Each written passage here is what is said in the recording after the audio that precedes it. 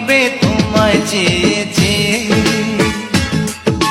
কাজে যাব তোমার আদর পেয়ে,